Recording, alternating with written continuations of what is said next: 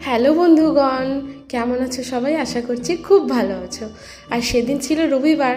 রবিবারটা আমার কাছে খুব স্পেশাল, কারণ এই দিনটায় আমার বরমশাইয়ের ছুটি থাকে, সারাদিন বাড়িতে থাকতে পারে, আর একটু টুকটাক এদিক ওদিক ঘুরতেও যাওয়া হয়। আর এখন অনেকটা ঘোরাঘুরি কম হয়ে গেছে যদিও। তো সেই দিনে পান্তা ভাত ছিল। আমার বরমশাই বললো মাছ আনছি আর মাছের ডিমের বড়াও করো। তো মাছ ভাজা, মাছের ডিমের বড়া এইসব দিয়েও পান্তা ভাত খাবে বললো। আমি আবার দুপুরের খাবারও বসিয়ে দিয়েছিলাম, মাটন এনেছিল। আর আমি যেহেতু মাটন খাই না, আমি খালি ওই আলুটাই খাই আর ঝোলটা খাই, তাই জন্য আমার জন্য একটু মাছ রেখে দিয়েছিলাম 2 পিস। আর আমার গাছগুলো যেগুলো ইনডোর আছে সেগুলো একটু বাইরে দিয়েছিলাম রোদে। অনেক দিন হয়ে গেল একটু বাইরে বের করা হয়নি, ভাবলাম আজকে একটু বাইরে বের করি। তো সকালবেলা উঠে স্নান টান করে পুজো টুজো দিয়ে রান্নাবান্নাও মোটামুটি শেষ করেই ফেলেছিলাম।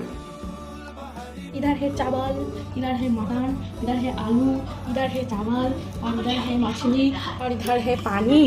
अभी हम लोग खाना खाएंगे। তারপর আর কি খাওয়া দাওয়া করে একটুখানি রেস্ট নিয়েছিলাম, নিয়ে বিকাল নাগাদ বেরিয়েছিলাম। তবে প্রচণ্ড বৃষ্টি হচ্ছিল, তাই বেরোতে পারিনি অনেক দিন ধরেই। আর আমার শরীরটা খারাপ ছিল বলে, তাই জন্য এতদিন হয়ে গেল আমার রথ দেখাই হয়নি। জানো কি আর বলবো, দুঃখের কথা। বাড়ির সামনে রথ হচ্ছে, মেলা হচ্ছে, বেরোতেই পারিনি, এতই শরীর খারাপ। তো তারপরে সেই দিনে রবিবার যেহেতু ছুটির দিন, তাই বরমশাই বললো চলো নিয়ে যাই, একটু ঘুরিয়ে আনি, তোমাকেও মনটাও ভালো লাগবে। তাই জন্যই বেরিয়ে পড়েছিলাম। এখানে প্রচুর বড় একটা মেলা বসে, খুব সুন্দর সুন্দর জিনিসপত্র বিক্রি হয়। আর আমার বরমশাইয়ের মানে কি বলবো, মেয়েদের থেকেও ওর ওই বাসনপত্রের দিকে ঝোঁক বেশি।